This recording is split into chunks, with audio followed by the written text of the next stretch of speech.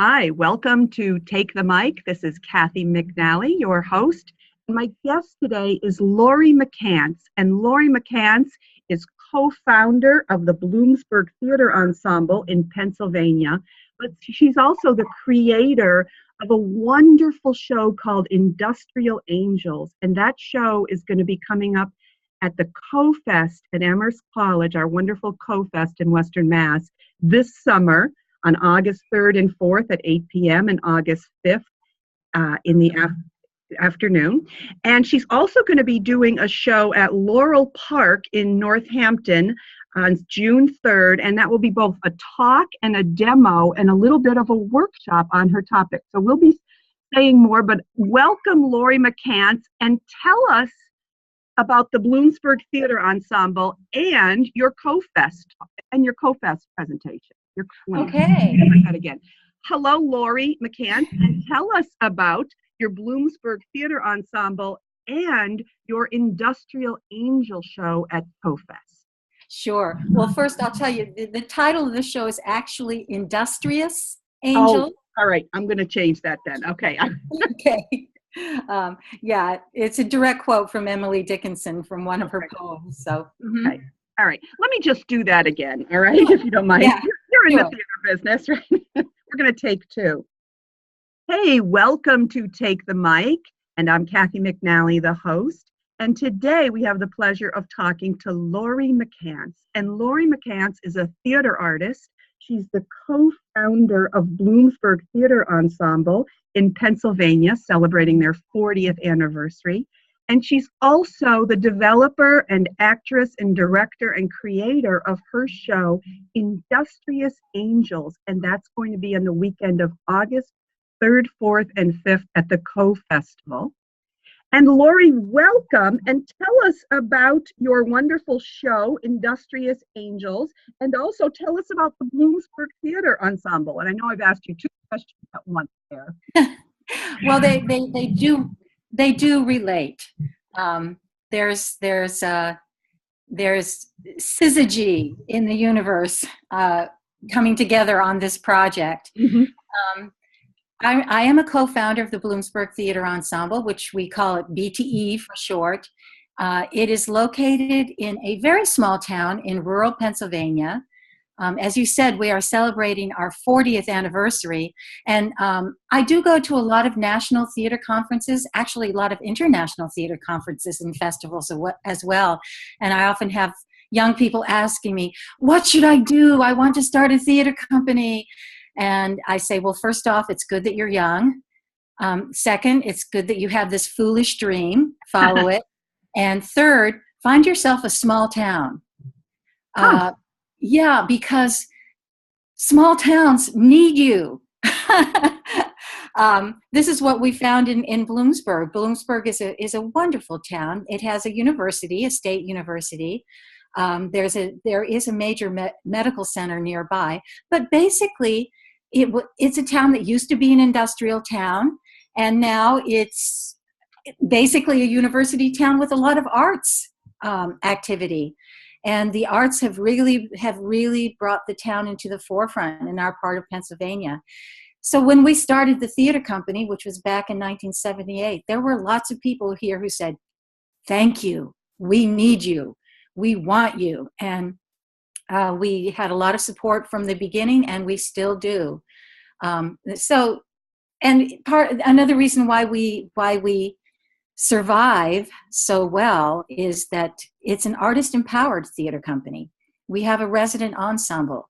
We don't, quote, job in, unquote, our actors. We live here, we work here, we know the community. We do a mix of classical and contemporary plays, but we also make theater. We make plays.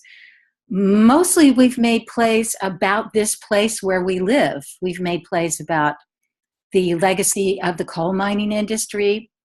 We've made plays about letters written to our local newspapers.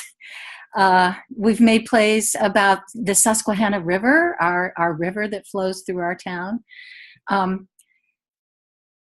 But it's a very rich life here for us as artists. And one of the opportunities that I have here is that I can make my own work. I had a connection with the Co-Festival of Performance because BTE actually performed at the Co-Festival many years ago. And that's where we got to know Sabrina Hamilton, who runs the festival so well. And that's where I got to start taking workshops there and also teaching workshops. So I had been going up to Amherst for several summers when I got the idea to make my solo show, Industrious Angels, which came about because I was taking a workshop at the Co-Festival on creating solo theater. Yeah. And did you have a plan going in on what solo theater piece you were going to do? No, this was the thing that took me by surprise.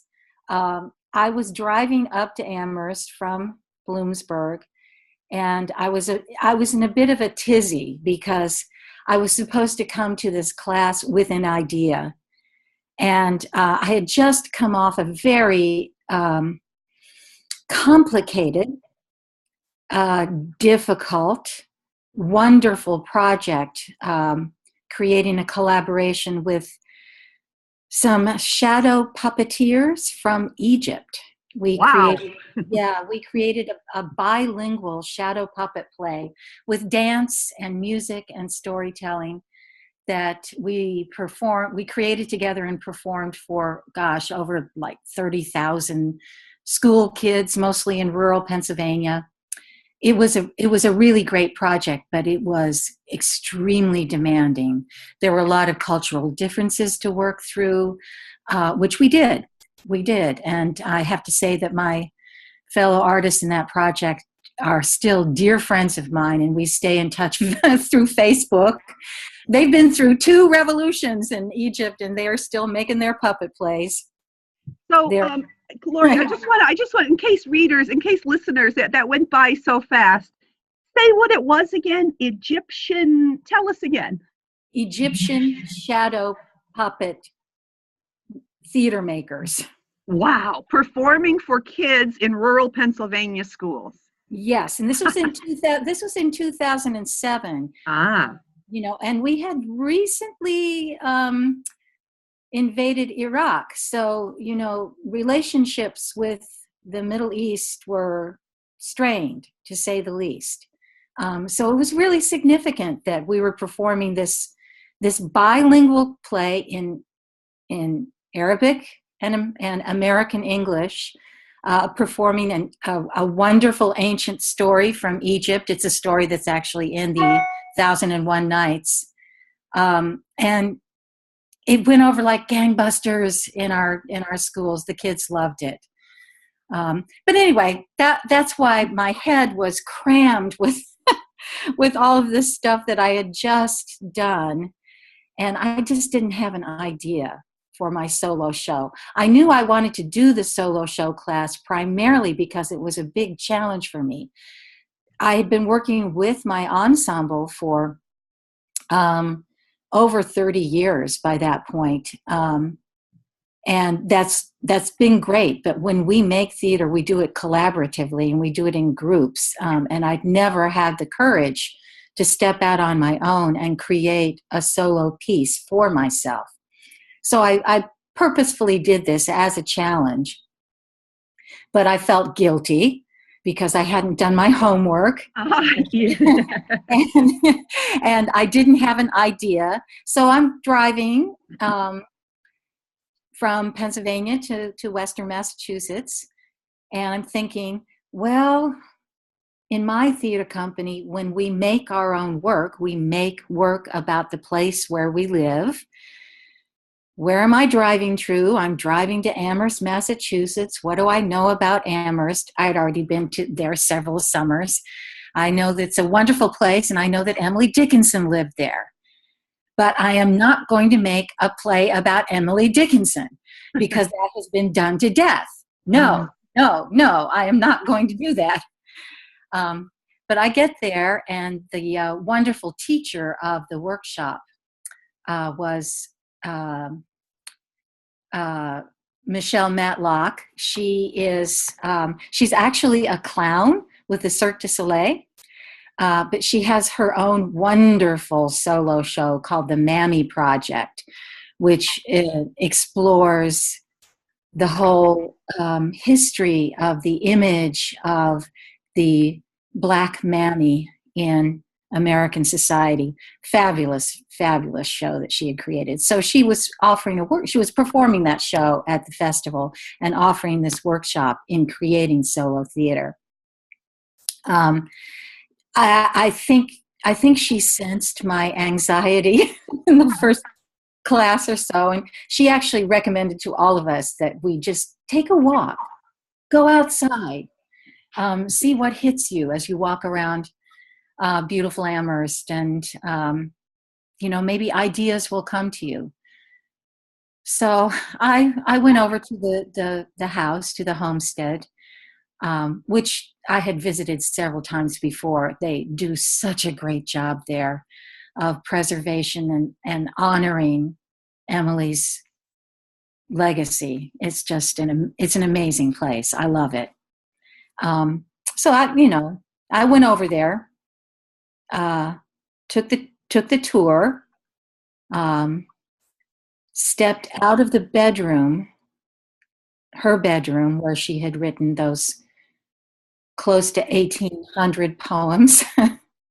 And I stepped out into the hallway, and there was something about the architecture of the hallway that brought a flood of memories to me. A hallway in the house where I grew up as a child came to me. And it came to me that my mother, who had passed away several years before, my mother had read Emily Dickinson poetry to me when I was little, and I was actually reading an Emily Dickinson poem to my mother at the moment of her death. And wow. Yeah, that's where it hit me. Oh, this is what my play has to be about. There is some link there between my mother and me and Emily Dickinson. And that was the starting point. Wow.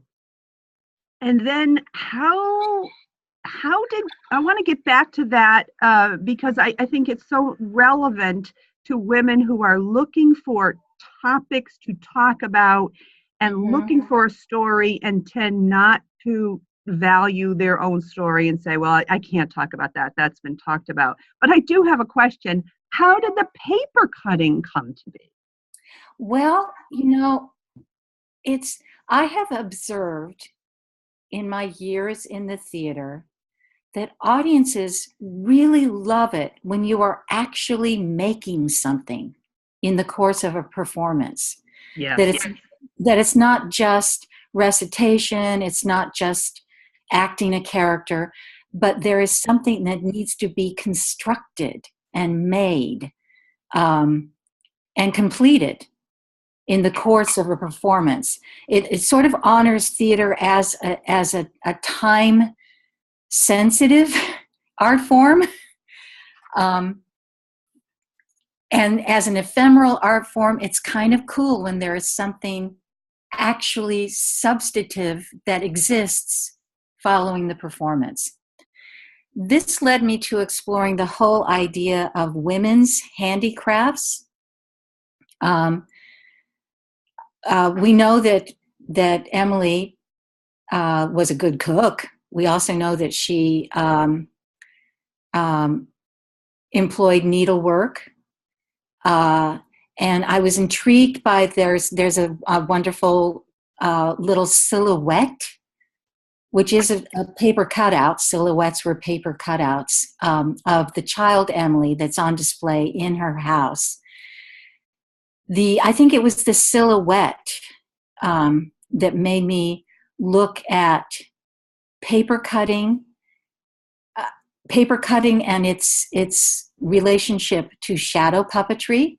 I had just finished this whole project with the Egyptian shadow puppeteers, and I'm very intrigued with shadow puppetry as a world art form, and as an art form that speaks beautifully to people of all ages. Children are fascinated by it, adults are fascinated by it, and it's also a very simple handcraft. You can take a piece of paper or a cardboard, you can cut out a silhouette of a person or an animal or a flower or a tree, and you hold it up with a flashlight and it gets projected on a wall, and it's magic. It's just, it's simple magic. And because as I was developing my play, it was leading me to some childhood memories that I wanted to evoke. I also wanted to honor the spirit of play, and simple playmaking that we do when we're children, which led me to imagine what the setting for my play would be, which is kind of a workroom / playroom, which is filled with nooks and crannies and doors and stuff to make things with. Paper and scissors and needle and thread, and flashlights. And there's a pop-up dollhouse that becomes a haunted house that I do a couple of little shadow plays with. I pull a window screen down and do a shadow play on the screen. But it's all very simple and childlike. Wow. So I'm sort of struck, a little bit dumb, because I'm a little bit in an enchanted metaphorical place. I want to be there, and I can't wait to go to Laurel Park and see your talk and demo, and then go to CoFest and see it.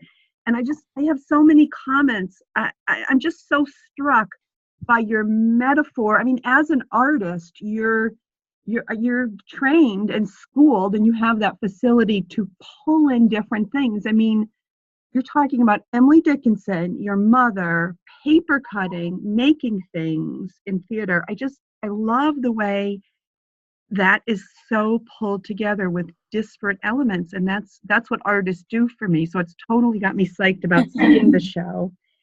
Yeah, go ahead. Well, yeah. Oh, sorry, am I echoing? No, go ahead. Yeah, I kept finding pretty uncanny links and parallels and things that pulled things together in a wonderful, strange, beautiful, haunting way. Emily Dickinson, of course, wrote, as I said, like close to 1,800 poems. She did try for publication. She found that editors wanted to change her work too much. She was not happy with that, but that didn't stop her from writing. She just kept on and hid those poems away in chests and drawers, which were discovered later after her death by her sister. This treasure trove of writings hidden away in chests and drawers. And one of the uncanny parallels is that my mother also was a writer. She also tried for publication. A few things were published in her lifetime, but not many. And unlike Emily was very proud of her work. Emily knew she was good. There's plenty of evidence that she knew she was good. But my mother, because of the rejections, really thought of herself as a failed writer. And that was one of her tragedies. And after her death, I found her writings hidden away in chests and drawers. And the whole play leads up to my sharing one of my mother's stories with my audience, with my listeners. And it is a wonderful story. It delights the audiences. It delights the listeners. They laugh. It's funny, but it's also very moving. And the story itself has some uncanny parallels with imagery that also lives in Emily Dickinson's poetry. And the whole thing actually leads up to the fact that I am an artist today because of these two women who went before me. So it's my way of honoring my heritage. So you developed this show. Did you develop it in the workshop, or did you just get a good start? How did it happen? I started working on it in that very first class with Michelle. And initially I thought it was going to be really sad. Mm-hmm. I thought it was going to be sad because Michelle encouraged us to think of what are the essential conflicts that you're dealing with. And I started out with the conflict that I identified, which had something to do with where I was in my own life at that point, was loneliness versus solitude, which is not very promising for a happy ending. But I was also interested in exploring that in connection with Emily Dickinson. And at that point, although I knew a lot about Emily Dickinson at that point, and I knew a lot of her poems, I wasn't really up on some of the recent scholarship about her. And there's been a lot of really great stuff. And actually that first summer I found out about the Emily Dickinson International Society. They were meeting on the Amherst College campus right at the time I was taking this workshop. I joined up with them at that point and found all of these wonderful people who were writing about Emily Dickinson's poetry, about her life, about her influences, about her influence on us. Fabulous folks, and learned a lot from them. So I think I entered into my project, into creating my play, with an old-fashioned idea about Emily, that she was to use a very unfortunate word, a spinster. Right. That she was an eccentric, lonely, unmarried, frustrated, strange. There are some things about her that are strange. There are some things about her that are eccentric. I think she was definitely an agoraphobic. Did not leave that house or her garden in her adult life, really. But she maintained really lively friendships through her family, through her letters, through her poetry, sharing her poetry with friends and neighbors. And I had a sort of about face on my feelings about her. I think she led a very happy life. It was a chosen life. She chose to remain with her family. She had marriage proposals. She even had a marriage proposal later in her life, which she considered very seriously. But she was an artist, and I think that she realized that the way to honor her art was to remain single and to dedicate herself to that. So I had that sort of, I couldn't present her as what she was not, which was unhappy. I don't think she was unhappy. She was very brave in that she faced a lot of terror in her own poetry. She faced loneliness in her poetry. She faced fear of death in her poetry. But I don't think she was unhappy. On the other hand, my mother was unhappy. And I think in a lot of ways she felt unfulfilled. She also passed on to me a love of art, a love of literature, a love for beauty, for music, and a love for relationship, even in its all of its difficulties. And I just feel so happy that I can honor both of these women artists in my piece. And I think I started this ramble by leading up to the final moment of the piece, which is a recognition that I am an artist because of them. And it's a very joyous ending to the piece, which kind of took me by surprise because that's not where I thought I was going to end up. But you know, the second year that I was working on it in Amherst, I took another course in making solo theater. And that was from Sarah Felder, who is another clown, incredible juggler. And she also makes her own solo pieces, which are very funny and very moving. And the very first thing she said in her workshop was, well, you know what? I've been thinking about mothers. I think we should make plays about our mothers. And I had gone into that workshop feeling pretty guilty because I thought, oh no, I'm another solo theater artist making a play about my mother. Oh no, that's been done to death. No, I can't do that. And I got immediate validation from Sarah that yes, that's what I should be making a play about. And it strikes chords. There's a reason why plays through the centuries are about families, are about mothers. I mean, even the ancient Greek dramas that you know we in the Western world say that's where theater sprang from. It's all about families.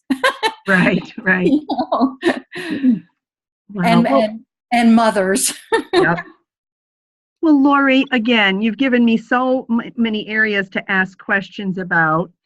I'm going to focus on one area, but I have many, many other things I could say. I want to talk about this process of developing stories.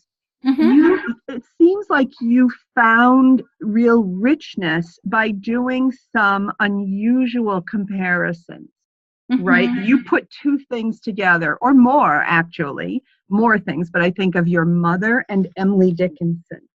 And by that, you got richness. Am I right there that you found a lot of material and insight by comparing two things that at first you might not have seemed comparable? Yeah. I think that, well, an element that's in my play that wouldn't immediately come to mind is the use of glass, particularly jars and bottles. I've always loved colored glass, and I collect colored glass jars and so on. Never really thought when I first started making the play that these items, these objects would become really essential part of the performance until I was actually working on a very difficult childhood memory that I knew needed to be embedded in the piece somehow. I didn't know how, but I had gone to another workshop offered at was this at? I think it was at Omega. Yeah, Omega.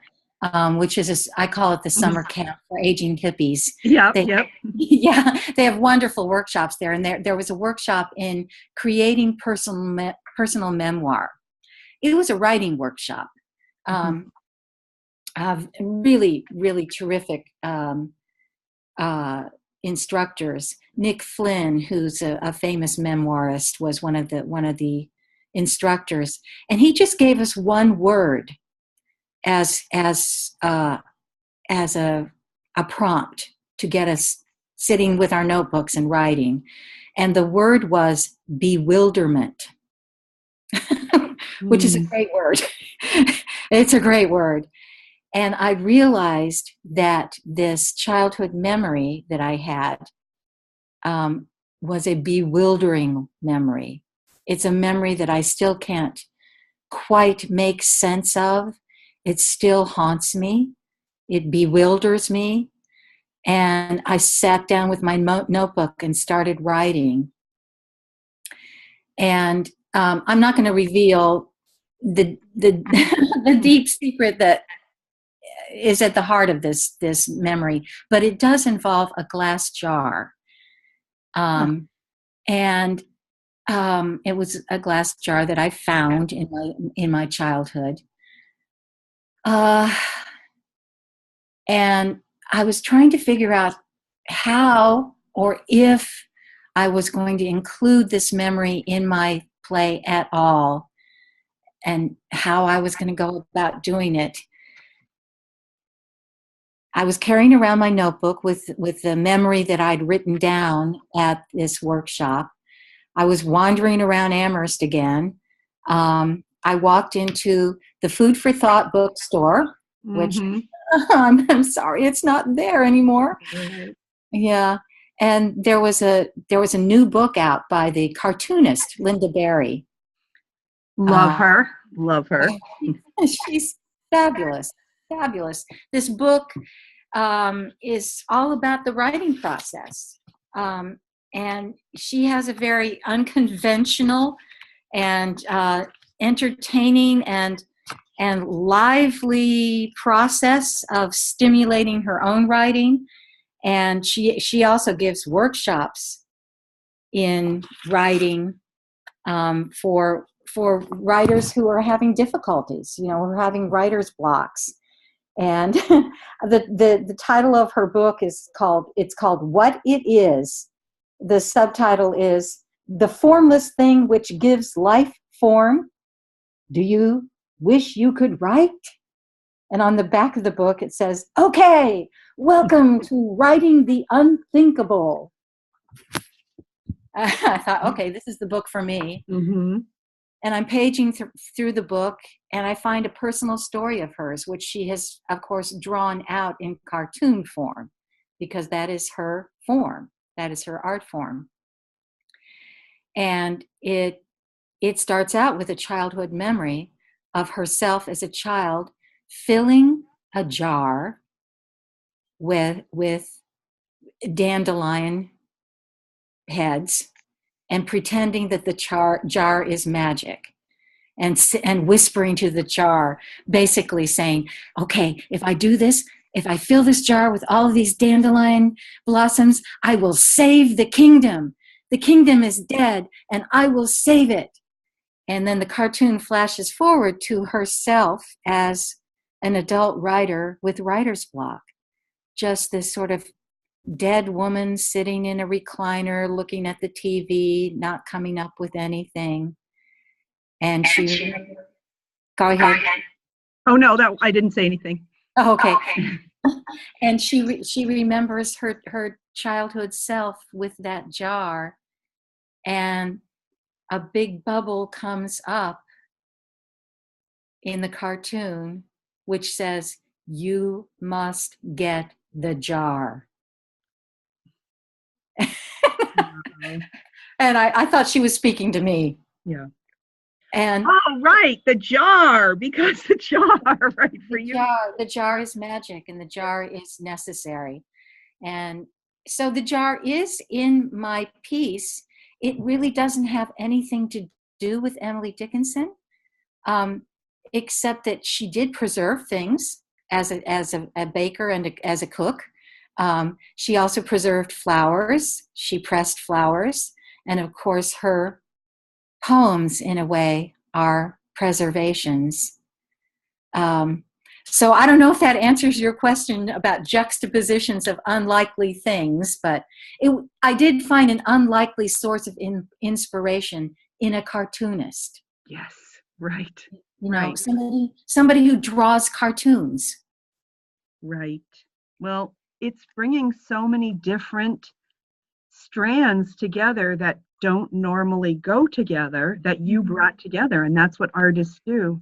I'd love to turn it to a practical application, if I may. I feel like I'm in such an enchanted place, but I know many listeners are speakers and want encouragement. And so many women I work with feel like their own story isn't valuable. Now, they're not making theater projects, they may, but they're trying to create TED Talks or give change public policy about issues, and they Yes. sometimes discount their own stories. Can you talk to them or encourage them about accessing your story and valuing it?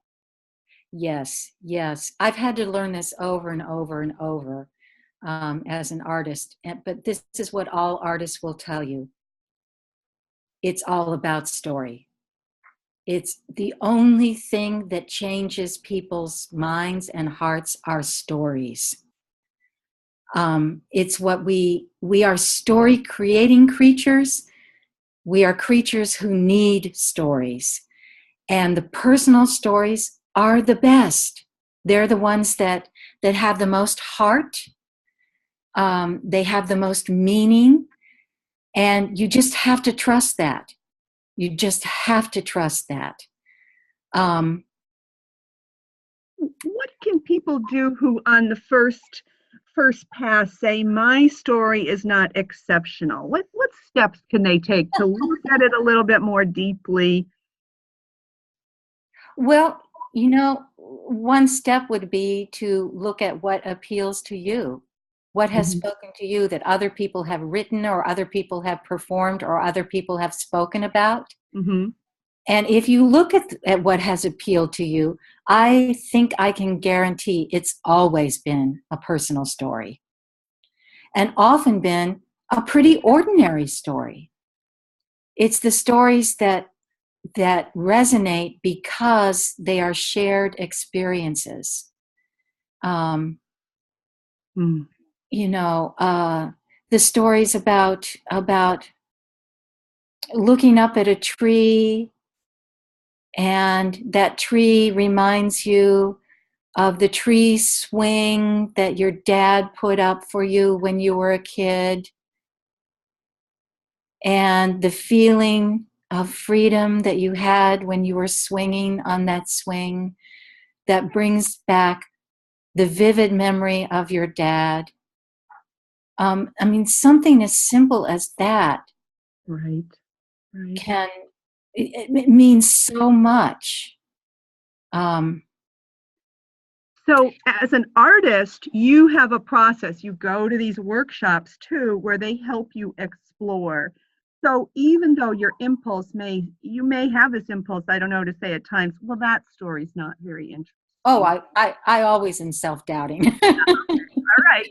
That's part of the process too, I Okay. think. Why do so Um, many people self-doubt and then stop there? What can they yeah, do to keep going? keep going. Um, even if it's writing down your own self-doubt, Mm-hmm. writing it down. I have been surprised. I think those with self doubts can be surprised just in writing it down and looking at their own words. They may find, oh, actually, I've said that pretty well. um, and it's a way of sort of jump starting. Um, if you even write down, I don't know what I have to say. Mm-hmm. Do I have anything to say? What's there? What's there? What can I dig down and pull out? Well, I woke up this morning and I had a cup of coffee. What was I thinking about?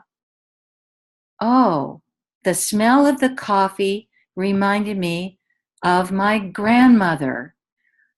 What was that story that my grandmother told? Oh, yeah.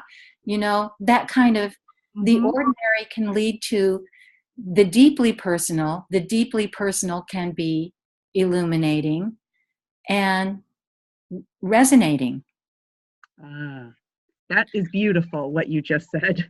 And it requires a little bit of giving permission to oneself to stick with it and explore something that you maybe your exploratory muscle is is developed. Mm-hmm.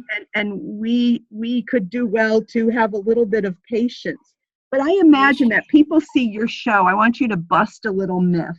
Oh, even I've seen a lot of shows. I've been a performer myself. I go to a show and I think, well, that artist is different from me because Oh, they were able to create this majestic, magical piece of theater.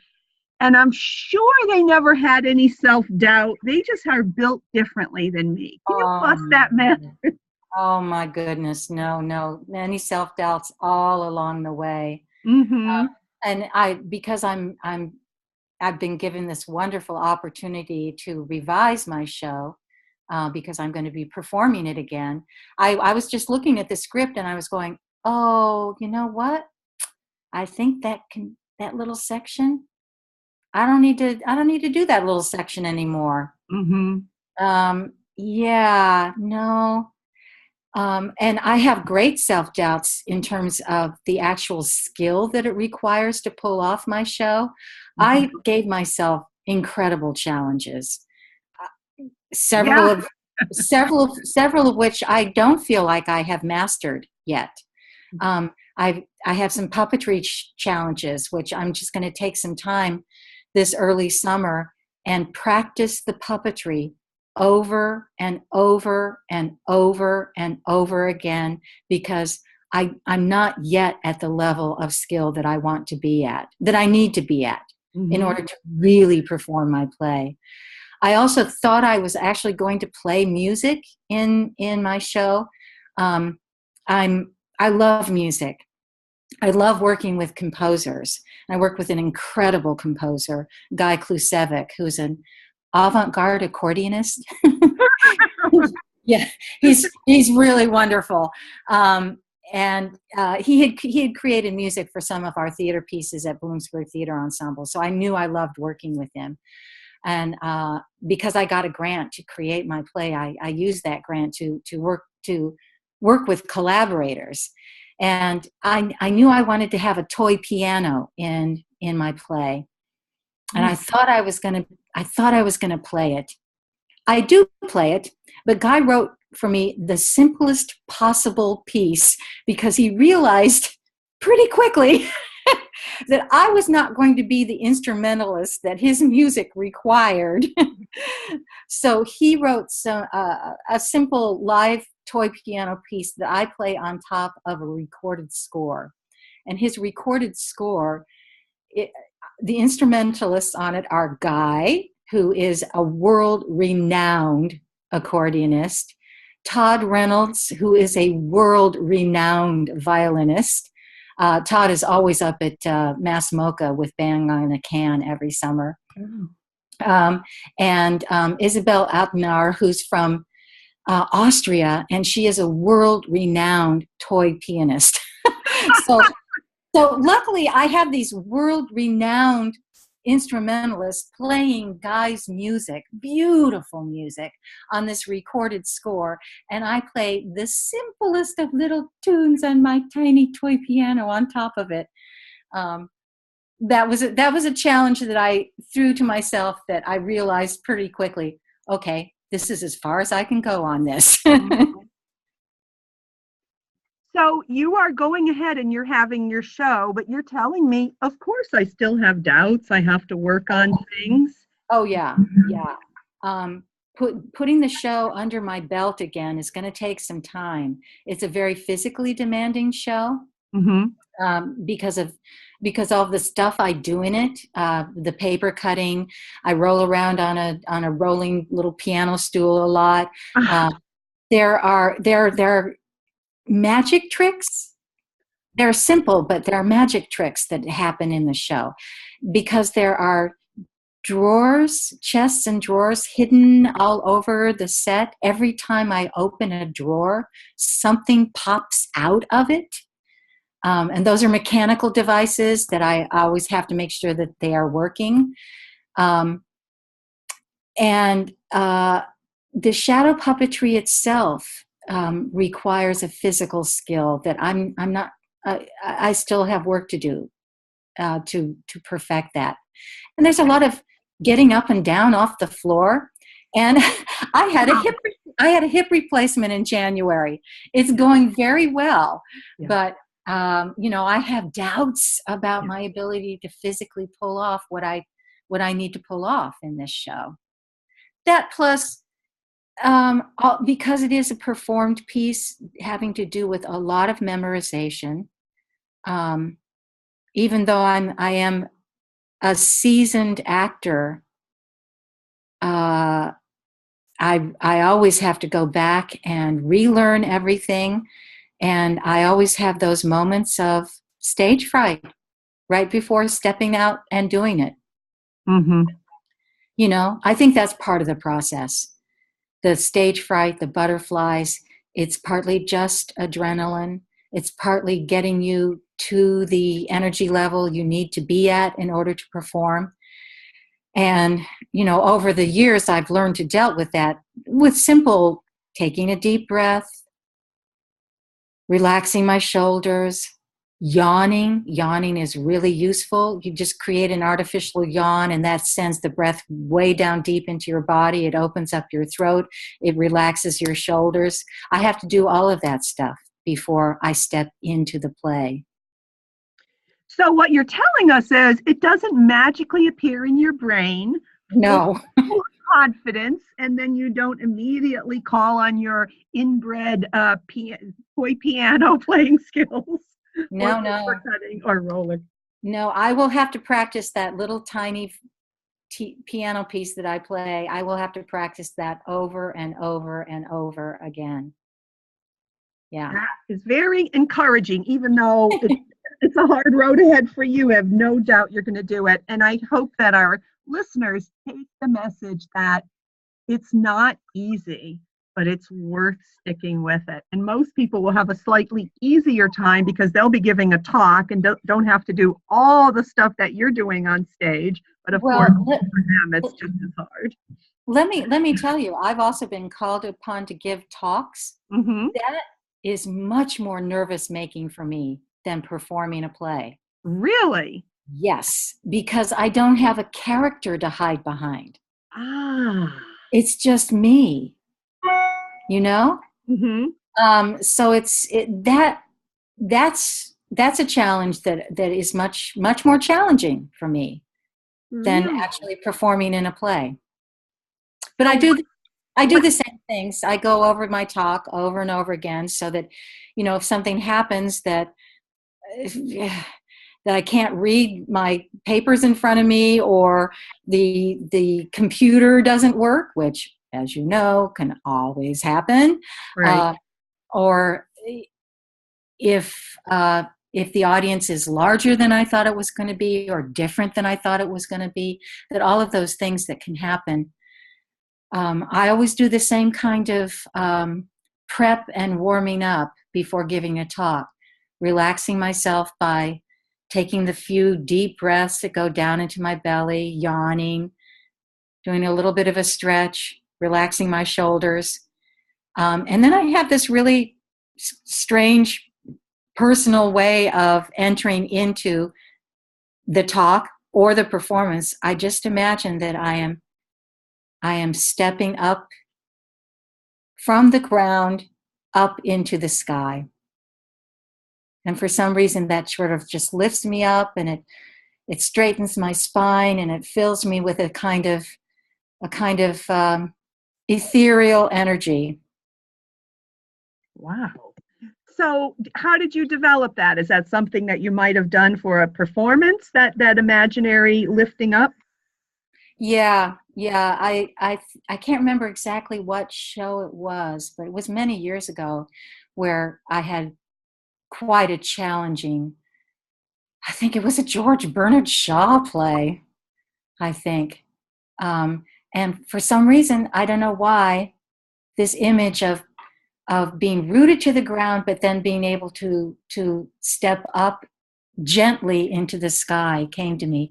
Off in the wings, I can remember it vividly when that occurred to me, right before running onto the stage. Mm-hmm. Yeah. All right. Well, I hope that others will take that image. I think I'm going to steal that little preparation because it's such a wonderful metaphor and also a physical way of grounding and then reaching up. So, Lori, it has been just fantastic to talk to you. And I hope that people will join me on June 3rd at Laurel Park in Northampton for those that are local in seeing your talk and demo and then workshop. As I understand, the tickets are $10 and then just $5 to be part of the workshop for materials afterwards. So that's the perfect companion to this podcast because we'll hear you talk about the play and forming it as you've done, and we'll see a little bit of it, and then we can go and see the real play on the weekends of August 3rd, 4th, and 5th at the Co-Festival. And I'll be putting links to those things in the show description when it's up. Great. Well, thank you so much, Lori. Oh, thank you. Best And of, go ahead. I'm just so looking forward to being up in your area again. I love it. It's like my home away from home. Yes, it is beautiful. And today it is absolutely gorgeous out. And I hope it's great while you're here. So thank you, Lori. Thank you.